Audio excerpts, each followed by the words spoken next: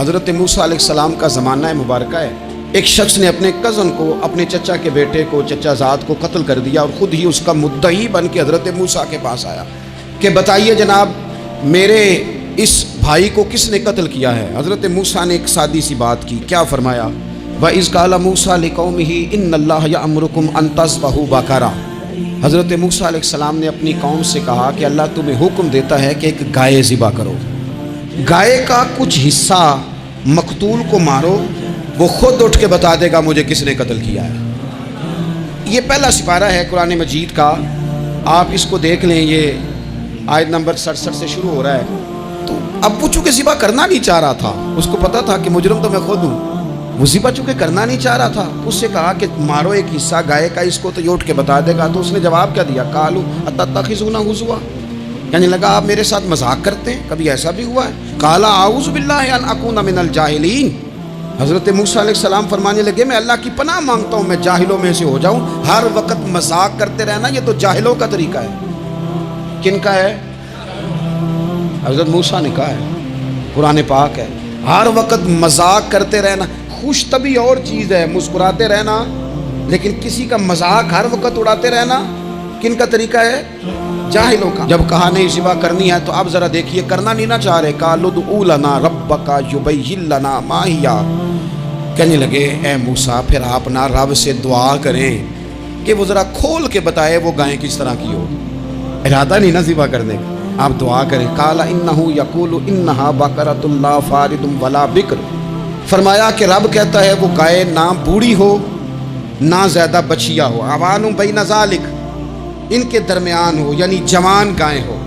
فافعلوا ما تؤمرون، کرو جس کا تمہیں حکم دیا جا رہا ہے. قالوا ادع لنا ربک یبین لنا ما لونھا.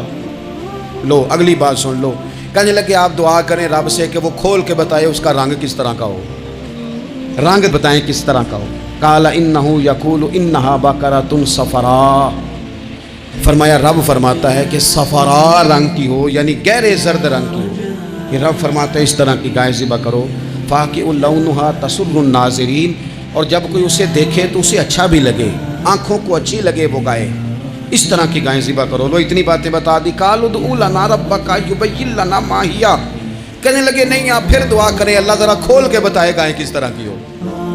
ان البقرہ تشابہ علینا، ہمیں ذرا گائیں پر شبہ پڑ گیا ہے کس طرح کی ذبح کرنی چاہیے. وَإِنَّا انشاءاللہ لمہتدون، اگر اللہ نے چاہا تو ضرور ہم ہدایت پا جائیں گے. پھر اللہ تعالیٰ نے فرمایا کہ قال انہ یقول انہا بقرۃ لا ذلول تثیر الارض، گائیں اس طرح کی ہو کہ وہ کبھی کھیتی میں نہ چلائی گئی ہو، یعنی اس کو کبھی کام نہ اس سے لیا گیا ہو. بیل کو لوگ لگاتے تھے نا، جو کام آج ٹریکٹر سے لیا جاتا ہے وہ گائے بیل سے لیا جاتا تھا.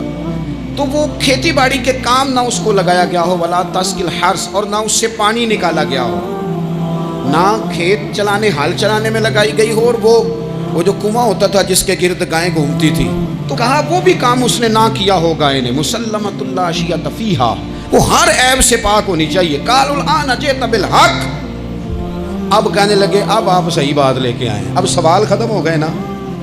کہنے لگے اب آپ بات فذبحوہا، انہوں نے ذبح کر دی. وما کادوا یفعلون، پر ایسا کرتے نظر آتے، لگتا نہیں تھا کریں گے ذبح پر ذبح. اچھا یہ گائیں پھر ملی کیسے؟ امام خازن کہتے ہیں کہ ایک نیک آدمی تھا، تو اس کا آخری وقت آ گیا تو اس کے پاس جو کل جمع پونجی تھی وہ ایک بچیا تھی، گائیں کی بچی، بچیا ویڑی، اس کے پاس وہ ایک بچیا تھی صرف. تو اس نے اس طرح کیا کہ اس کی گردن پر ایک مہر لگائی، اللہ کے نام پر بطور امانت اس نے اس کو جنگل میں چھوڑا. کہا یا اللہ میرا بیٹا ایک ہی ہے، وہ بھی چھوٹا ہے، اس کی حفاظت کرنا اور میرے بیٹے کو پہنچا دینا. بچہ بالغ ہو گیا. اس کی ماں نے کہا بیٹا جو امانتیں رب کے پاس رکھوائی جائیں نا ان میں خیانتیں نہیں ہوا کرتی، جا کے جنگل میں آواز دے تیری گائے واپس آ جائے گی. اس نے جا کے جنگل میں آواز دی کہ وہ جو میرے باپ نے امانت رکھوائی تھی وہ کدھر ہے. وہ نشان لگی ہوئی گائیں دوڑتی ہوئی اس کے پاس آئی. واللہ خیر الرازقین، جب رب بندوبست کرے، جب اللہ بندوبست کرے تو پھر معاملہ اور ہوتا ہے. وہ گائے آ گئی. اب اس نے کیا کیا اس نوجوان نے کہ وہ گائے گھر لایا، ماں سے آ کے کہا کہ اماں یہ تو اللہ نے فضل کر دیا. ماں کہنے لگی پتر حالات ہمارے خراب ہیں، منڈی میں لے جا اسے بیچ دے.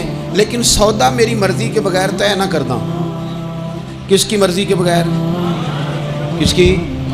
اماں کی مرضی. اور سنو یار، تھے کچھ لوگ جن کو لوگوں نے تانے بھی دیے کہ تم ماں کے پیچھے لگ گیا ہے. لوگوں نے بڑا کچھ کہا، پر جو ماں کی مرضی پہ لگے ناکام نہیں ہوتے زندگی میں. یہ دیکھو ماں کی مرضی پہ لگا. اس کی قیمت کتنی تھی گائے کی؟ بڑی مہنگی تھی، پر 3 دینار کی تھی. منڈی میں لے گیا، 3 دینار اس کی قیمت لگ گئی. تو ماں نے کہا تھا میری مرضی کے بغیر سودا نہ کرنا. اب بچے تو نہیں نہ مانتے، اماں کو کیا پتا باہر بزنس کیا ہے، لین دین کیا ہے. پر ماں نے کہا تھا میری مرضی. بندہ دے رہا ہے اسے 3 دینار. اس نے کہا جی میں نے طے تب کرنا ہے، ڈن تب کرنا ہے، پہلے اماں سے پوچھنا ہے. گھر جا کے اماں سے پوچھا، اماں کہنے لگی دے دے. واپس آیا تو اس نے کہا کہ میں 6 دینار دیتا ہوں، پر میری شرط ہے ماں سے نہیں پوچھنا. اس نے کہا تو 12 بھی دے. ڈن تب بھی ہونا ہے جب اماں نے کہنا ہے. وہ جب اس طرح کی اس نے گفتگو کی، واپس اپنی والدہ کے پاس گئے. کہنے لگے اماں سمجھ نہیں آتی، 3 دینار کی گائیں بندہ 12 میں خریدنے کو تیار ہے، شرط لگاتا ہے کہ اماں سے نہیں پوچھنا. تو والدہ کہنے لگی پتر پہلے اس سے جا کے پوچھ کیا وہ ہے کون. یہ کوئی روحانی معاملہ ہے، کوئی غیبی مدد ہے، پوچھ. اس سے جا کے پوچھا تو وہ کہنے لگا میں تو فرشتہ ہوں اللہ کا. تو نے گائیں بیچنی نہیں، اس لیے کہ تیرا باپ بھی نیک ہے، تیری ماں بھی نیک ہے. رب تیرے رزق میں برکت پیدا فرمانا چاہتا ہے. ماں باپ نیک ہونا رزق میں برکت ہو جاتی ہے. ماں باپ نیک ہو، ان کی صالحیت کا اثر پہنچتا ہے بچوں تک. رزق حلال کما کے لانے والے ہوں تو گھر میں برکت ہوتی ہے. جا کے کہا کہ تیرے ماں باپ نیک تھے، اسے نہ بیچنا گائے کو. تو کیا کریں؟ کہنے لگے بنی اسرائیل والے سوال کر کر کے خود مشکل میں آ گئے.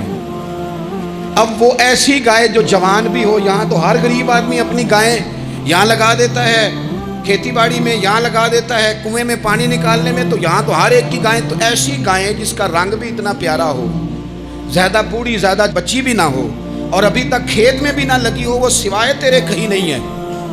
اس نے کہا چل پھر مہربانی کر بتا میں کتنے کو دوں گائیں، اگر وہ آ جائیں تو کتنے کو بیچنی ہے. اسے کہنا کوئی نہیں، ریٹ تو زیادہ کرنا ہی نہیں. ان سے کہنا گائے کے اندر سے گوشت نکال دیں اور جتنا گوشت ہے اتنے پیسے بھر دیں، اس کی کھلڑی بھر دیں. اب وہ بنی اسرائیل والے ڈھونڈتے پہنچ گئے. کہا جناب گائیں 3 دینار کی یا 6 لے لو. اس نے کہا نہ بھائی، ذبح کروں گا، گوشت نکالوں گا، جتنا وزن گوشت کا اتنے پیسے بھرو گے کھال میں تو پھر گائے تمہیں ملے گی. اب مجبور تھے، کیا کرتے. ابن کثیر حدیث لائے ہیں، امام سیوطی نے در منصور میں بھی لکھی ہے. نبی پاک صلی اللہ علیہ وسلم نے فرمایا سنو جوانوں، اور اسے دل کی تختی پہ لکھو. نبی پاک علیہ السلام نے فرمایا اگر بنی اسرائیل والے زیادہ سوال نہ کرتے تو اتنی مشکل کا شکار نہ ہوتے. انہوں نے سوال اتنے کیے کہ چارہ نہیں ہے اب ان کے لیے، چارہ نہیں ہے اب ان کے لیے کہ یہ ادھر ادھر جا سکے. مجبوری بن گئی، یہی گائے خریدنی ہے، یہی لے جانی ہے. اب اتنا سارا مال جمع کر کے وہ گائے خریدی، ذبح کی. تو مقتول کو جب اس کا ایک حصہ مارا تو اس نے اٹھ کے کہہ دیا یہ جو مدعی بنا ہوا ہے نا، یہی تو میرا قاتل ہے، یہی تو میرا قاتل ہے، یہی تو ہے جس نے یہ سارا کام کیا.